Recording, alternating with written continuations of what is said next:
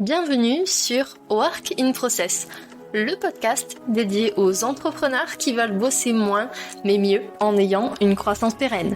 Alors, si vous voulez allier croissance et sérénité, performance et flexibilité, abonnez-vous. Ce podcast va devenir votre outil préféré. Je suis Marine Barré, business designer. Ma passion ? Décortiquer vos problèmes et vous proposer des solutions innovantes et performantes. Bienvenue dans l'aventure.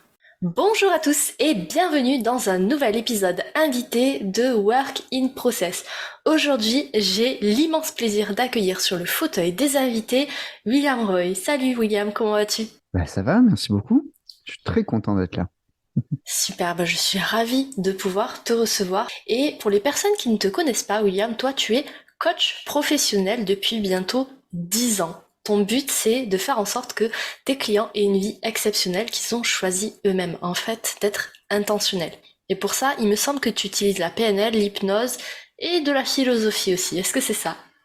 Alors, c'est exactement ça. On peut aussi ajouter que mes clients sont majoritairement des indépendants et des entrepreneurs parce que, en fait, d'un point de vue strictement personnel, je trouve que ce sont deux populations qu'on oublie assez régulièrement. On va se le dire entre nous, ça sera diffusé, je l'assume pleinement, mais on est oublié. On est oublié, c'est-à-dire que t'es indépendant, en gros, c'est ta merde. Désolé pour le langage, mais c'est vraiment ça. T'es entrepreneur, t'es un vilain profiteur ou une vilaine profiteuse. Et dans les faits, c'est bien différent. C'est surtout qu'on reste juste humain. Et ça serait bien qu'on se le rappelle au maximum. Je partage totalement ta vision, même si je l'aurais pas forcément formulé comme ça. Mais en tout cas, c'est vrai que les entrepreneurs, les freelances, on est souvent oubliés, même s'il y a des choses qui se mettent en place, on est très très loin de la prise en compte, comme par exemple des salariés ou d'autres populations. Mhm. Du coup, moi, je t'ai invité pour parler philosophie. Voilà, on va changer Mhm. un petit peu des épisodes très classiques qu'on peut avoir sur Work in Process.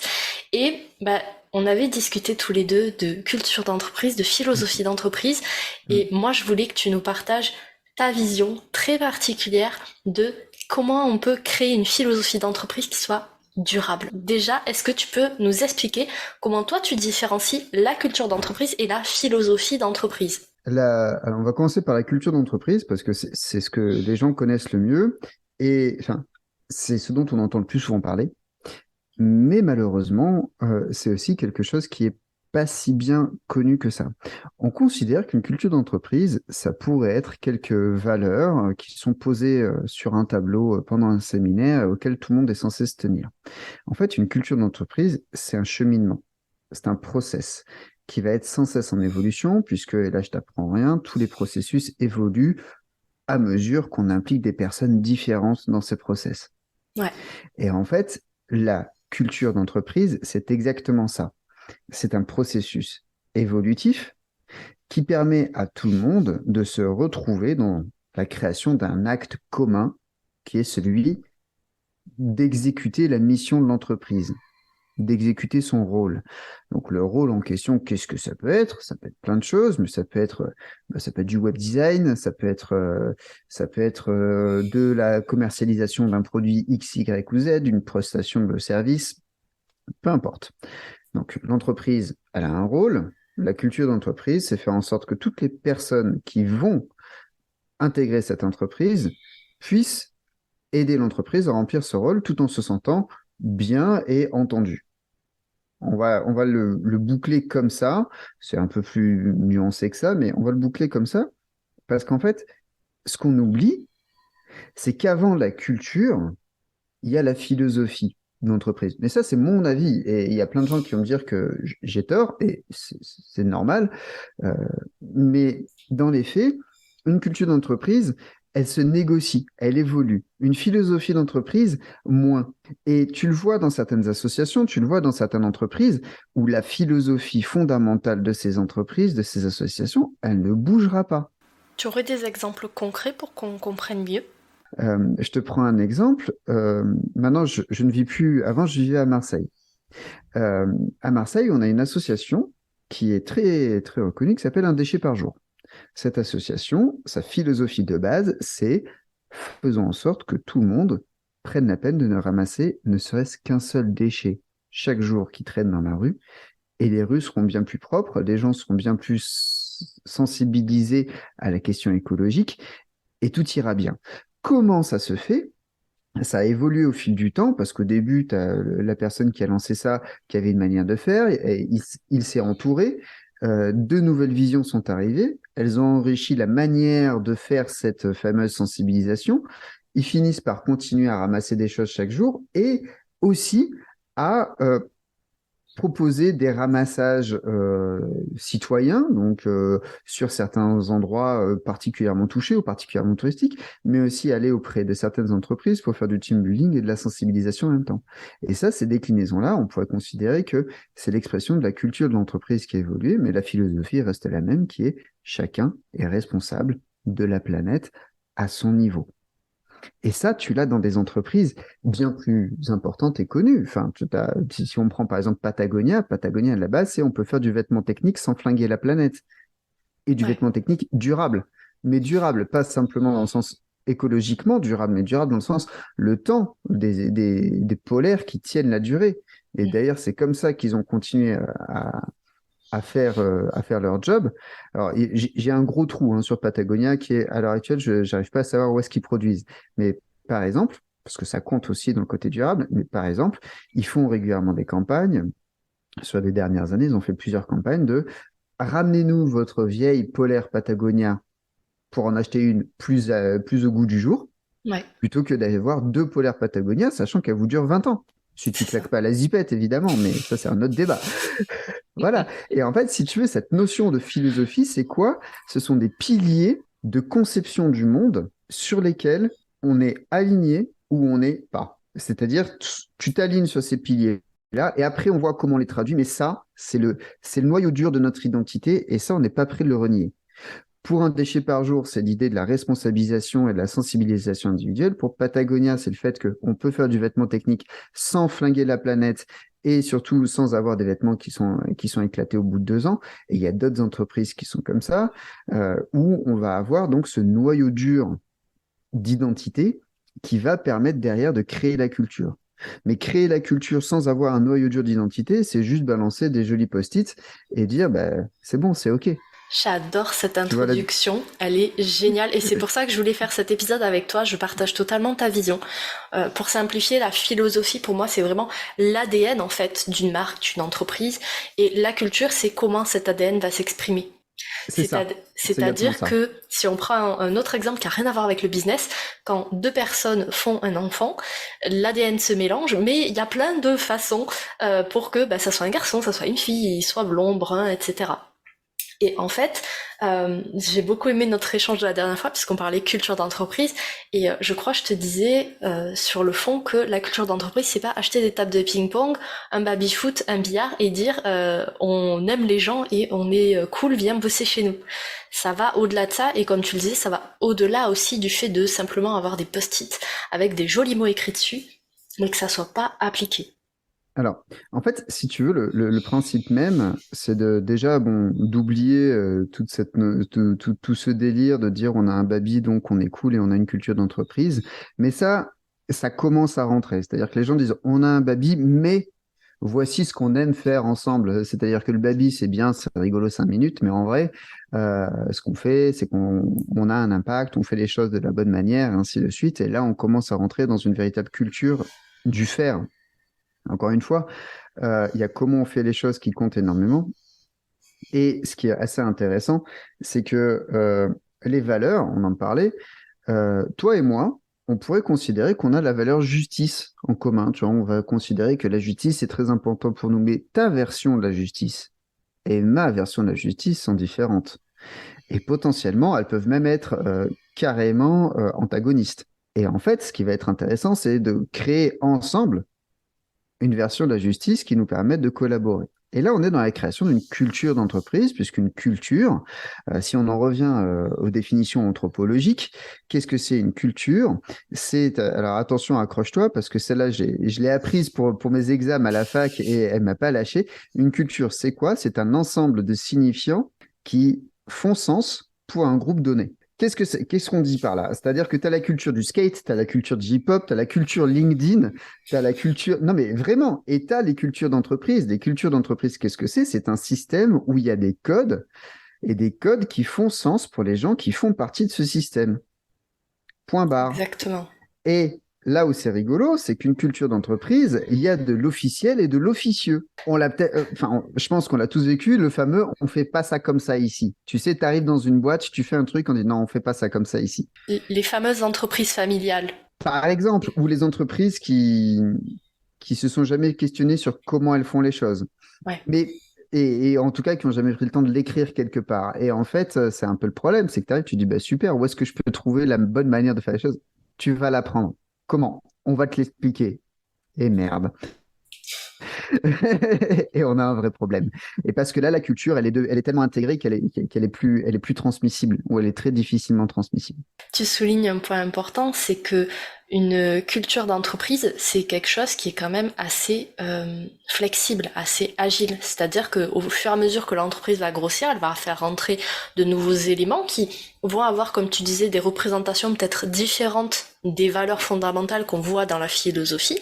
Et donc, ce qui est intéressant quand on veut vraiment avoir une culture d'entreprise qui tienne dans la durée, c'est d'intégrer ces différentes visions et de voir comment est-ce qu'on peut finalement utiliser ces nouveaux éléments à l'avantage de l'entreprise pour avancer tous ensemble. Et c'est justement la question que j'allais te poser, c'est comment est-ce que toi tu considères qu'on peut passer de la philosophie d'entreprise à la culture d'entreprise?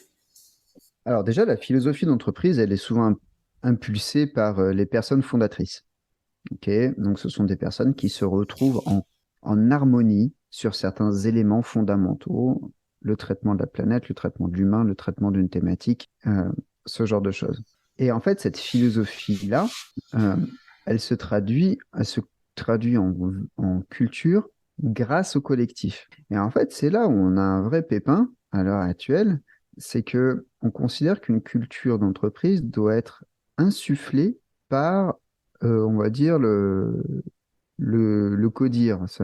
Même si dans beaucoup d'entreprises, on n'en est pas encore à avoir un codir, mais par, on va dire, les fondateurs, les associés, ce genre de personnes. En fait, une culture d'entreprise, elle est co-construite. C'est le principe du buffet canadien. Chacun va amener quelque chose pour créer un tout agréable. C'est-à-dire que une culture d'entreprise, elle se crée sur le collectif. Elle se crée peut-être avec l'impulsion, c'est-à-dire il y a un moment, il y a des fondateurs qui disent, bon, écoutez, faut qu'on harmonise nos pratiques et nos visions pour avancer ensemble et que tout le monde pousse ou tire dans la même direction, peu importe. Mais voilà, on doit s'harmoniser. Là, OK, l'impulsion du top management, de la direction, des fondateurs, OK, 100%. Mais derrière, elles doivent lâcher la planche, doivent lâcher le sujet pour que l'équipe s'en empare et qu'à la fin, il y ait une construction commune. Parce que sinon, c'est quoi? Ça veut dire qu'on a des dirigeantes, des dirigeants qui disent la culture, c'est ça, très bien. Donc toi, soit tu fais comme je considère être bien, soit tu dégages. Mais dans les faits, si ce sont des vrais recruteurs, ils vont embaucher des spécialistes, des gens qui sont meilleurs qu'eux.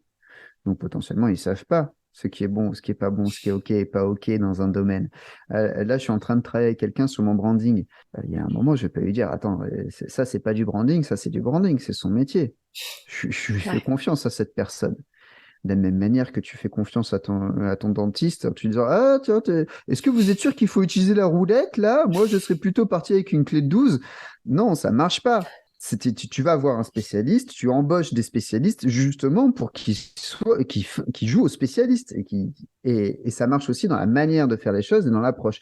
Alors après, dans la vente, par exemple, la culture d'une entreprise autour de la vente, elle est essentielle parce que tu as des vendeurs qui sont capables de passer par des process très discutables éthiquement parce qu'ils ont une culture du chiffre et que, en fait, peut-être que la culture n'est pas autour du chiffre, mais autour de la satisfaction client. Et ça se construit ensemble.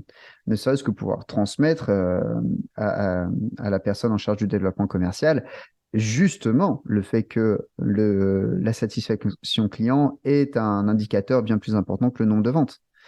Et ça, on en revient du coup à la philosophie qui est, bah, écoute, nous, on fait une boîte, on va faire peut-être une boîte de voyage. J'ai plusieurs clients dans le voyage, donc c'est un sujet que j'ai un peu travaillé, tu vois. On fait une boîte dans le voyage, mais on fait une boîte dans le voyage où le premier truc sur lequel on se base pour savoir si ça marche ou pas. Bon, il y a notre chiffre d'affaires, notre bilan, oui, et il y a aussi la notion que l'humain est respecté.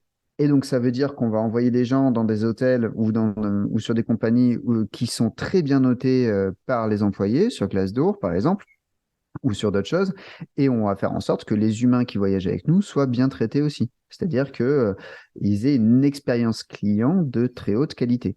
Et en fait, là, si tu veux, cette traduction de la philosophie qui est l'humain d'abord, ben, elle est vachement intéressante. Parce que du coup, ça se traduit aussi par un intéressement sur le type d'hôtel, sur le type de destination, et ainsi de suite. Et Clairement. c'est plus la même. On n'est pas sur certaines compagnies de voyage qui te disent non mais t'inquiète, ça va bien se passer, qui te mettent dans un avion où le verre d'eau coûte 2 euros et où t'as pas le droit d'avoir un sac en plus sans débourser 25 euros et ainsi de suite. Tu vois. Et donc c'est d'autres manières de concevoir le voyage. Et eux, ils recrutent grâce à ça. Et donc ça passe forcément par la construction au préalable d'une philosophie d'entreprise qui soit forte et qui soit portée et comprise surtout par tout le monde. Mais carrément, regarde, tu as des boîtes en France comme LDLC ou même aux États-Unis comme Tower Paddleboard. C'est des boîtes qui ont réduit le temps de travail et pas nécessairement le salaire, hein, mais notamment dans le cas de Tower, LDLC, j'arrive pas trop à savoir s'ils ont réduit les salaires. Je crois ils font 32 heures sur 4 jours LDLC, tu vois. Parce que le patron, la Laurent de la Clergerie, a dit un truc très simple qui était, ben en fait, on a autre chose à faire que travailler. Et ça, philosophiquement, c'est pas qu'une question de masse salariale, hein. C'est pas réduire un peu le temps de travail de ses employés, hein, qui l'a motivé. C'est aussi le fait qu'à un moment, si vous voulez conserver ses employés en bonne forme, si vous voulez conserver des gens motivés, et ainsi de suite, il avait besoin de réduire leur temps de travail tout simplement pour que ces personnes aient autre chose à vivre. Et ça, il s'en est aperçu. Je citais Tower Paddleboard, qui est une boîte. Le patron a écrit un livre qui s'appelle La journée de 5 heures. Après la semaine de 4 heures, la journée de 5 heures, tu vas me dire, mais c'est pas si intéressant que ça. Bah si, en fait, c'est vachement intéressant parce que 5 heures dans la journée, et donc lui, il fait des planches de paddle, tu vois. Ouais. Et donc, il fait la manufacture. Et en fait, son usine de manufacture tourne 5 heures par jour.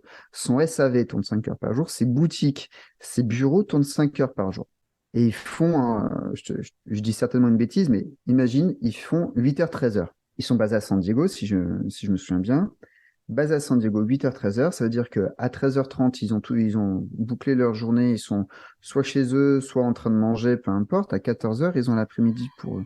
Cette philosophie-là, en fait, il a perdu du monde. Il a perdu des clients, il a perdu des prestats, il a même perdu des employés à cause de cette philosophie. Mais en fait, ces employés qu'il a gardés, il les paye pas plus mal que d'autres boîtes. Peut-être pas mieux, mais pas plus mal. Cette politique lui attire tous les top talents de son bassin d'emploi. Il reste pas 10 ans dans la boîte, il reste 3, 4 ans et il monte des projets et il crée d'autres boîtes qui deviennent des partenaires de sa boîte ou qui deviennent des sponsors d'événements pilotés par la boîte et ainsi de suite. Ouais. Donc en fait, en ayant cette philosophie-là de dire, écoute, moi, mes employés, ils ont autre chose à vivre que le boulot, donc je réduis leur temps de travail. Effectivement, c'est 5 heures par jour. S'ils ont le temps de boire un café, c'est au bureau pas dans la pause, dans la salle de pause en discutant pendant 20 minutes. Mais ils ont du boulot, ils ont des heures bien remplies. Par contre, derrière, ils peuvent s'impliquer dans leur communauté, ils peuvent prendre soin de leur famille, ils peuvent prendre soin de leur santé, ils peuvent faire du sport, du macramé, peu importe, mais ils font quelque chose qui est autre chose. Et cette philosophie-là, elle se traduit de plein de manières. Et donc, lui, il te fait des semaines, il a des employés qui font des semaines de 25 heures, LDSC a des employés qui font des semaines de 32 heures. Tu vas avoir des boîtes où ça va être différent, ils vont te dire, bah, nous, on travaille 4 jours, on fait 35 heures sur 4 jours et le vendredi, on coupe. On fait des week-ends de 3 jours toutes les semaines. Tiens, tu as une boîte qui s'appelle Swello en France, qui est un SaaS de programmation sur les réseaux sociaux. Quand tu discutes avec Jonathan Noble, qui est basé, Swello, ils sont basés à Paris et à Toulon. Jonathan, on a longuement discuté à plusieurs reprises. Il me disait, ben, nous, le vendredi après-midi, en fait, on est au bureau, mais on est off. On parle, on fait d'autres trucs, on est assez souvent ensemble, Mais en vrai, on fait tout autre chose que s'occuper de Suelo. Parce que c'est comme ça qu'on est bien ensemble. Le vendredi après-midi, c'est un peu la récré, quoi. Parce que de toute façon, personne répond aux mails et personne n'a envie de bosser. Donc au moins, c'est réglé. Non, mais autant faire la paix avec ça et faire en sorte que les gens s'y retrouvent. Et Ouais. du coup, alors que c'est une équipe qui est pas si grande que ça, et ainsi de suite, et que c'est une boîte qui est pas si grande que ça, ils ont un turnover très réduit. Parce que la philosophie plaît. En mode, bah, écoute, et en fait, cette manière de fonctionner, elle est vachement intéressante parce que du coup, en partageant ta philosophie, tu vas attirer des gens qui pensent pareil. C'est pas en partageant ta culture, parce que si tu prends que des gens qui agissent comme toi, tu casses l'innovation. Ouais. Mais si tu prends des gens qui vibrent comme toi sur certains sujets, mais qui derrière pensent et agissent différemment, t'enrichis ta culture et tu fais une boîte qui continue à se renouveler. Et c'est là où c'est intéressant de créer d'abord la philosophie avant de créer la culture, c'est que d'abord tu dis, ben voilà, ça et ça nous fait vibrer. Maintenant, voyons ensemble comment on accorde nos violons pour faire une belle harmonie. Et c'est là où on a des boîtes qui cartonnent. Et tu as des boîtes qui disent, oui, on a fait un séminaire pour mettre en place nos valeurs. Mais ouais, génial, mets en place tes valeurs, mets surtout en place comment elles se traduisent. Et là, tu auras une culture d'entreprise consciente et transmissible. Ou quand tu auras ton nouveau stagiaire ou ta nouvelle alternante qui va débarquer, tu vas lui dire, écoute, voilà, tiens, ça, c'est le book de la culture d'entreprise, il est à jour, il date d'il y a 6 mois. Euh, les références sont toujours les bonnes, les manières d'agir, les process sont toujours les bons. Peut-être que tu connais, hein, le principe des process périmés. Ouais. Voilà, hein. Et en fait, c'est là où on a un truc génial. C'est que du coup, tu as une boîte c'est exactement ce qui compte, ce qui n'est plus négociable et ce qui est à construire ensemble et l'état actuel de cette construction. Et à partir de là, tu peux créer un collectif efficace. J'adore, j'espère que vous kiffez autant que moi parce que je suis vraiment hypée par tout ce que raconte William. C'est hyper passionnant et moi je reste persuadée qu'il n'y a pas besoin d'être une très grosse boîte pour avoir une philosophie d'entreprise, même quand on est freelance ou solopreneur ou même une toute petite entreprise, on peut construire une philosophie d'entreprise. Et ça reste pertinent, mais au-delà de pertinent, ça reste indispensable à mes yeux en tout cas de communiquer sur ce qui nous fait vibrer, comme tu le disais, pour attirer, on va dire, les bonnes personnes à soi et pour pouvoir construire, avancer ensemble. Mais carrément, carrément, c'est la meilleure chose qu'on puisse faire à un moment, c'est dire ça. Pour moi, c'est essentiel. Et tu le vois, enfin, tiens, regarde, il y a une marque qui est basée à Aix-en-Provence qui s'appelle Clever Beauty. Maëva, la fondatrice, elle a créé un vernis à ongles sans perturbateur endocrinien, ce qui est très important, puisque faut le savoir, les vernis à ongles de base, c'est globalement de la peinture de bagnole. Voilà. Chimiquement, c'est à peu près la même chose. Ouais. Et elle a créé en plus un bouchon anti-gaspillage, ce qui fait que tu ne perds plus le fond de ton pot de vernis. Alors, ça lui a interdit des choses. Ça lui a interdit la couleur bleue, par exemple, parce que dedans, il y a un additif qui est vraiment pas top. Les couleurs qu'elle a, ce sont les couleurs qu'elle a pu reproduire sereinement en ayant en tête un point et un seul qui est la santé de ses clientes. Et du coup, elle attire les bonnes clientes qui se soucient de leur santé. Mais elle attire les bonnes clientes, mais elle attire les bons investisseurs aussi. Ouais. Elle attire des investisseurs qui comprennent cette démarche. Et elle attire aussi les bons partenaires parce que bah, l'embouteillage des vernis, la création du bouchon, ce genre de choses, Mm. ça demande des partenaires. Et c'est des partenaires qui sont sensibles à sa manière de faire les choses. Parce que au niveau industriel, ça, il y a très très peu de gens qui le savent. Moi, je le sais parce que j'ai bossé en industrie dans une autre vie.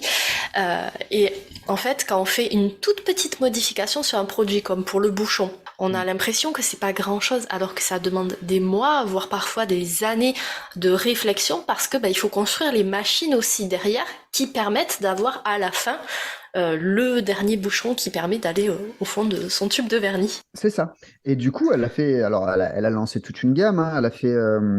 Elle a fait le mascara. Là, je pense qu'elle est en train de travailler sur le reste de la gamme. Et le mascara, par exemple, elle a dit, bon, bah, ton mascara, il va tenir, mais tu vas pas t'arracher les cils en les enlevant. Et, globalement, le tube est en verre et il est consigné. Donc, tu renvoies le tube et nous, on le revalorise, on le remplit, on te le renvoie s'il faut. On le remplit, on le scelle avec un truc évidemment recyclable, nanana, parce qu'elle a une approche zéro déchet nature. Tu vois. Et ça, en fait, il y a des gens qui disent, mais attends, est-ce que je vais vraiment me casser la tête à renvoyer mon tube de mascara? Et elle a dit, bah, si tu n'as pas envie de le faire, tu le fais pas, mais du coup, tu n'es pas client chez nous. Et c'est OK. Et quand tu as des indépendants qui disent la même chose, qui disent, écoute, moi, tu me payes d'avance ou tu me payes pas, parce qu'en fait, cette notion de courir après les factures, ça me saoule et j'ai envie de bosser. Moi, j'ai pas envie de courir après les factures, j'ai envie de travailler avec toi. Donc, viens, on enlève ça du milieu et à partir de là, on travaille ensemble. Parce que ce qui compte, c'est le boulot qu'on va faire ensemble. C'est pas la transaction monétaire. Elle est intéressante, elle est importante, mais d'abord, ce qui est le point focal de notre attention, c'est notre travail ensemble. Et ben, quand tu dis ça, tu as des gens qui disent oui, machin, tu te crois tout permis. Oui, peut-être. Et en même temps, ben, je crois surtout qu'en fait, moi, je suis à l'aise avec cette notion-là. Et tu vois, et en fait, c'est ce que tu disais. La meilleure chose qu'on ait à faire, c'est de parler de notre philosophie autour de notre entrepreneuriat, parce qu'il y a autant de manières d'entreprendre qu'il y a d'entrepreneuses et d'entrepreneurs. Il y a autant de manières d'être indépendante et indépendant qu'il y a d'indépendantes et d'indépendants. Et ça serait bien à un moment qu'on dise, voilà, moi, mon deal, c'est ça. C'est tu m'appelles pas le mercredi parce que je garde mon fils. Et j'ai déjà des clients qui m'ont appelé, ils me disent, bon, alors écoute, je t'ai envoyé un mail, il y a marqué que c'est ultra important, donc est-ce que tu peux, s'il te plaît, me répondre avant demain midi? Bah ça, c'était des excellents clients. Ils m'appelaient parce qu'ils avaient besoin d'un truc, mais ils m'appelaient aussi pour me donner, pour me dire, écoute, j'essaie de respecter ton truc, mais j'ai une grosse contrainte. Et c'est top. Et ça, je pense que tu l'as aussi, toi, dans ta manière d'entreprendre.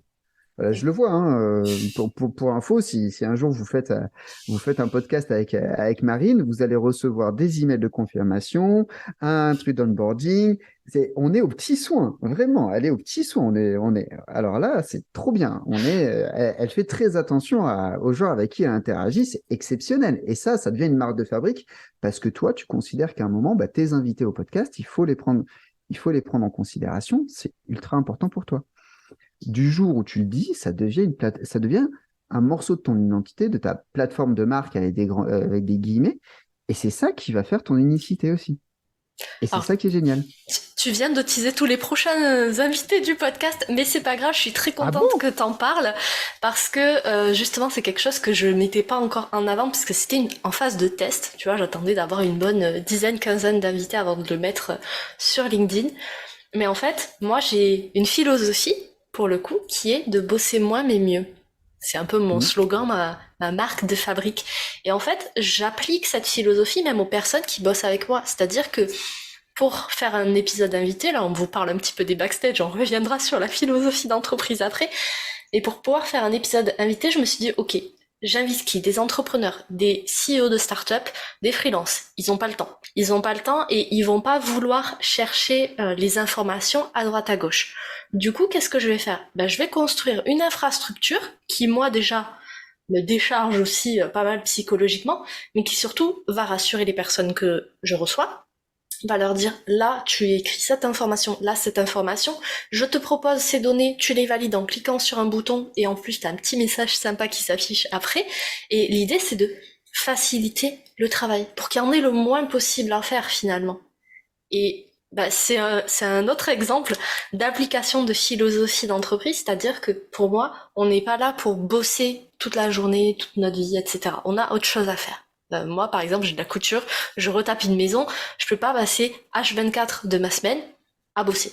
Du coup, je conçois des systèmes pour moi et pour mes clients. Et typiquement, tu vois, là, je te parlais avant qu'on démarre du fait que j'allais redémarrer un podcast. Et ma manière de faire en sorte que mes invités soient sereins et qu'il n'y ait aucune charge mentale, par exemple, elle va être différente. Il va y avoir effectivement un petit process d'onboarding, mais il va être différent du tien. Et ce qui va compter au final, c'est juste qu'on soit à l'aise avec cette manière de faire. Et au Ouais. milieu de tout ça, il y aura la même philosophie qui est, ben, en fait, les invités, il faut qu'ils puissent venir quasiment les mains dans les poches parce que le job aura été fait facilement avant. Et à partir de là, on est bien. Et en fait, tu vois, cette notion de philosophie, pour reboucler avec le propos d'aujourd'hui, on l'utilise pas. Tu vois, là, je t'ai tombé, ce matin, je suis tombé sur un bouquin, sur un post d'Ulysse Lubin qui disait, oui, je m'ennuyais à l'école, à Ninana, je m'ennuyais en philo et maintenant j'adore lire Sénèque. Mais ouais, Il faut lire Sénèque. Non, mais carrément, il faut lire Sénèque, il faut lire Épictète, il faut lire Marc Aurèle, il faut relire le Tao Te Ching, il faut aller creuser du côté d'Épicure, il faut aller chercher dans la philosophie on va dire, des piliers mentaux qui nous permettent de construire notre philosophie. Il y a un point très simple, tu vois, par exemple, si on prend la philosophie stoïcienne, alors on va pas finir en cours de philo de terminale, je te promets, hein. Moi, Mais ça me dans la gêne pas. philosophie stoïcienne, l'une des pierres angulaires de la philosophie stoïcienne, en tout cas, c'est de faire la différence entre ce qui est dans notre zone de contrôle et ce qui ne l'est pas. On reprend la notion du podcast. Tu peux pas contrôler la manière dont je vais être fringué, tu peux pas contrôler globalement mon vocabulaire, tu peux peut-être me poser des bornes, mais tu vas pas pouvoir contrôler tout ça. En revanche, ce que tu peux contrôler, et ce qui est intéressant de contrôler lorsque tu reçois du monde, tu peux contrôler le fait qu'ils arrivent sans avoir besoin de se dire, oh là là, j'ai pas de photo à lui filer. Tu peux contrôler le fait qu'ils arrivent en sachant exactement ce qui va être dit, quelle est la structure. Tu peux même contrôler, par exemple, la qualité du son en leur précisant avant, mets-toi dans une pièce avec une bonne acoustique. Si tu as un micro, c'est le mieux. Mets des écouteurs pour pas qu'il y ait d'écho. Là, tu as travaillé ta zone de contrôle et tu as lâché prise sur toute une partie. Mais ça, quand tu prends cette notion de contrôle et un contrôle et que tu l'appliques dans ton entreprise, peu importe la taille de ton entreprise. Pour reprendre l'exemple de Patagonia avec ses polaires qui est à ramener là, ils peuvent pas contrôler le comportement d'achat des gens. Tu as des gens qui vont avoir ou qui ont besoin d'avoir plusieurs polaires parce qu'ils vivent dans un endroit où ils ont une activité professionnelle qui nécessite d'avoir plusieurs polaires. En revanche, ce qu'ils peuvent contrôler, c'est ce qui arrive aux vieilles polaires. Donc eux, ils ont fait un choix très simple qui est de dire on ne peut pas vous empêcher d'acheter des polaires de chez nous parce qu'elles sont tellement géniales qu'on vous comprend. En revanche, ce qu'on peut faire, c'est faire en sorte que vos vieilles polaires, elles finissent pas dans la nature à devenir des microplastiques. Ils ont choisi ce qu'ils contrôlaient. Et ils ont fait en sorte de maximiser ce contrôle-là, sans devenir des dictateurs, hein, mais ils ont choisi de pousser leur clientèle dans cette direction-là, parce que ça correspondait à leur philosophie, et que ça arrangeait bien leur business aussi, hein, qu'on soit clair. Parce que l'un ne va pas contre l'autre, hein, c'est pas un affrontement. Avoir une bonne philosophie d'entreprise, une bonne philosophie d'entrepreneuriat, ben, c'est ce qui te permet d'avoir des clients qui respectent ton temps, c'est ce qui te permet d'avoir des clients qui respectent tes valeurs fondamentales, tes piliers philosophiques, tu vois, qui vont te permettre à un moment de dire, ben ouais, écoute, là on est en harmonie. Et donc dans les autres courants philosophiques, si on part plutôt du côté des philosophies asiatiques, tu vois, du Tao, tout est basé sur l'équilibre. Et parmi l'équilibre, tu as une notion du fait d'agir quand il faut. Mais parfois, la meilleure action que tu puisses faire, c'est de ne pas agir. Une fois que tu as compris ça, que tu le transmets à ton équipe, bah, tu as des gens qui vont arrêter de courir partout comme des poulets sans tête, juste sous prétexte d'être occupés pour être occupés. Et on en arrive à ton fameux travailler moins mais mieux. Parce qu'en fait, ils comprendront qu'à un moment, l'important, c'est de ne pas agir. La meilleure action que tu puisses faire, c'est de ne pas poser d'action. Et là, en fait, tu t'es fait un nœud au cerveau pendant 2 plombes pour te dire qu'il fallait que tu fasses un truc pour relancer ce client, alors qu'en fait, ce client-là, ce dont il a besoin, c'est juste que tu lui dises, vous avez le temps qu'il faut pour prendre cette décision. Ou vous avez le temps qu'il faut pour m'envoyer ces éléments. Moi, je serai prêt quand vous le serez. C'est ça, on sort du faire pour passer dans l'être et on informe les gens, mais ce que font les gens après, bah, je vais pas dire que c'est pas notre problème, mais en gros, si, c'est pas notre responsabilité en tout cas. Alors, c'est pas ta responsabilité. Et puis même si c'était ton problème, tu peux rien faire. À moins de te mettre à côté de la personne et la forcer à agir, en ayant peut-être l'aide d'un calibre 12, ça ne changerait rien. Non, mais ça changerait rien. C'est pas à toi de le faire. Cette personne, elle doit agir. C'est sa responsabilité, comme tu le dis très bien. Et toi, tout ce que tu peux faire, c'est dire, écoutez, moi, tout ce qui était à mon contrôle pour vous faciliter la vie, je l'ai fait. Maintenant, c'est à vous d'agir. Et il y a un moment, bah, toi, du coup, tu es en sérénité. Tu es en sérénité pleine et entière face à ça. Et c'est tellement agréable d'être serein quand on entreprend. Et c'est tellement rare. Parce qu'en fait, il y a 1000 manières de se faire surprendre par la vie. Déjà de base. Mais alors, quand tu es indépendant et entrepreneur, ça t'arrive encore plus souvent qu'au reste du monde, j'ai l'impression. Et là, tu es tranquille.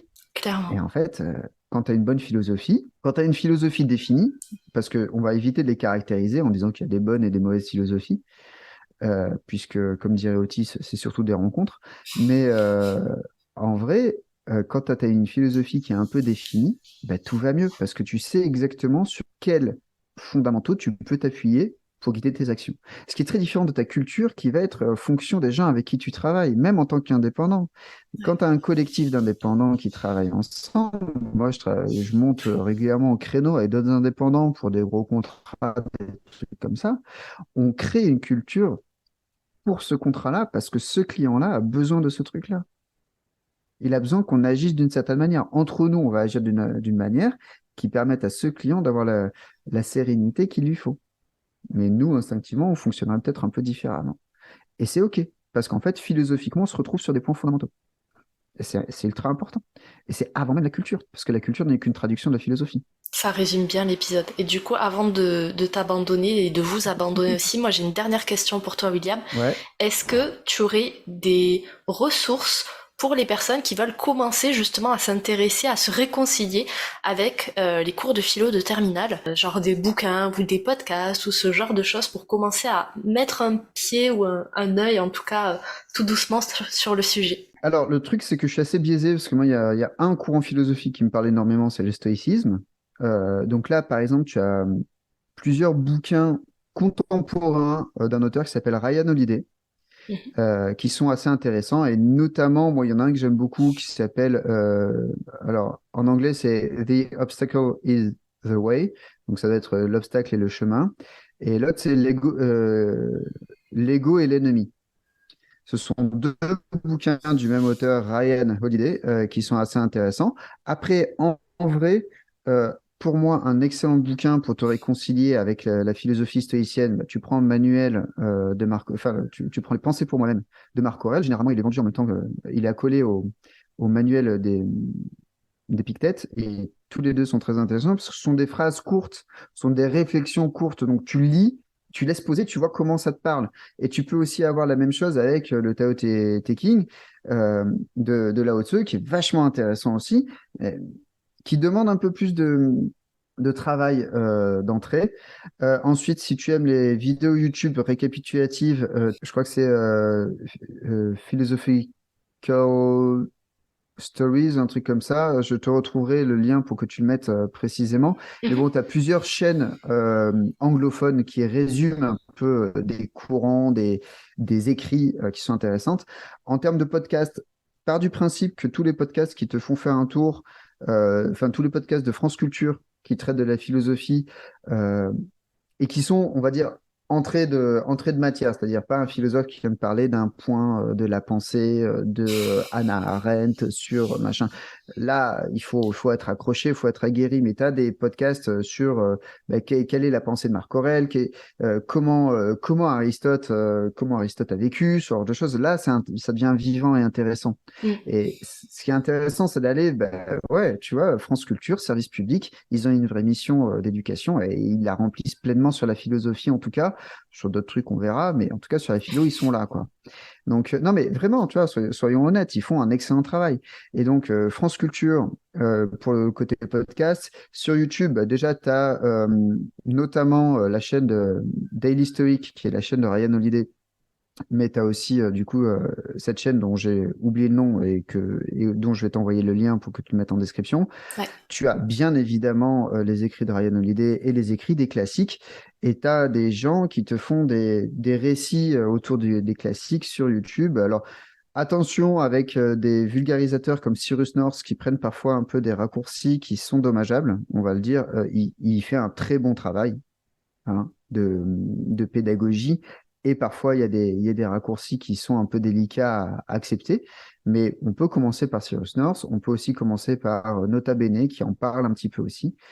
Nota Bene, par contre, lui, il est plutôt historien. Donc, accrochez-vous côté histoire. Voilà, il y a plein de choses à écouter, à voir, à lire, qui te permettent de te réconcilier avec ça. Et surtout, en fait, ce qui est vachement intéressant, c'est d'aller vers des bouquins comme celui-là. Tu vois, hop, alors, hop, voilà, Walden, Henry David Thoreau. Donc, lui, c'est un écrivain américain qui te décrit sa vie dans une forêt à côté d'un étang. Tu vois.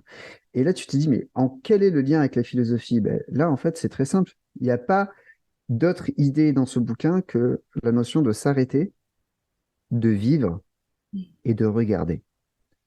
Et là, tu dis, en fait, ouais, ça, c'est une philosophie qui est applicable à mon entreprise, Encore à une ma fois, manière. sortir du faire pour être dans l'être. Exactement, exactement, exactement.